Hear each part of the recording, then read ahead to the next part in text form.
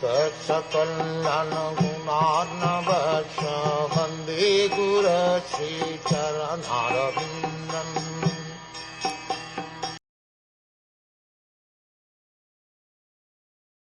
O my Lord, your devotees can see you through the ears by the process of bona fide hearing, and thus their hearts become cleansed, and you take your seat there. You are so merciful to your devotees that you manifest yourself in the particular eternal form of transcendence in which they always think of you. The statement here that the Lord manifests himself before the devotee in the form in which the devotee likes to worship him indicates that the Lord becomes subordinate to the desire of the devotee, so much so that he manifests his particular form as the devotee demands. This demand of the devotee is satisfied by the Lord because he is pliable in terms of the transcendental loving service of the devotee. This is also confirmed in Bhagavad Gita. Ye yatha mam prapadyante tam stathaiva bhajami aham. We should note, however, that the Lord is never the order supplier of the devotee. Here in this verse it is particularly mentioned, Tvam Bhakti Yoga Paribhavita. This indicates the efficiency achieved through execution of matured devotional service, or prema, love of Godhead.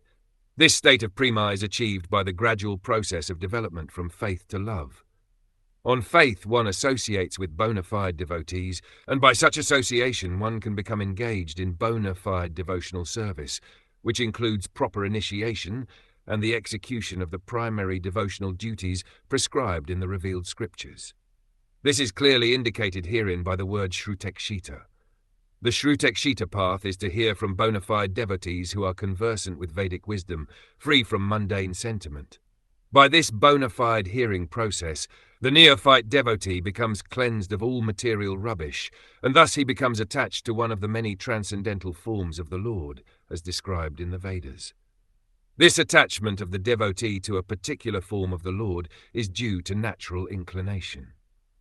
Each and every living entity is originally attached to a particular type of transcendental service because he is eternally the servitor of the Lord. Lord Caitanya says that the living entity is eternally a servitor of the Supreme Personality of Godhead, Sri Krishna. Therefore, every living entity has a particular type of service relationship with the Lord, eternally. This particular attachment is invoked by practice of regulative devotional service to the Lord, and thus the devotee becomes attached to the eternal form of the Lord, exactly like one who is already eternally attached. This attachment for a particular form of the Lord is called Svarupa Siddhi. The Lord sits on the lotus heart of the devotee in the eternal form the pure devotee desires, and thus the Lord does not part from the devotee, as confirmed in the previous verse. The Lord, however, does not disclose himself to a casual or unauthentic worshipper to be exploited. This is confirmed in Bhagavad Gita, Naham Prakasha Sarvasya Yoga Maya Samavrita. Rather, by Yoga Maya, the Lord remains concealed to the non-devotees or casual devotees who are serving their sense gratification.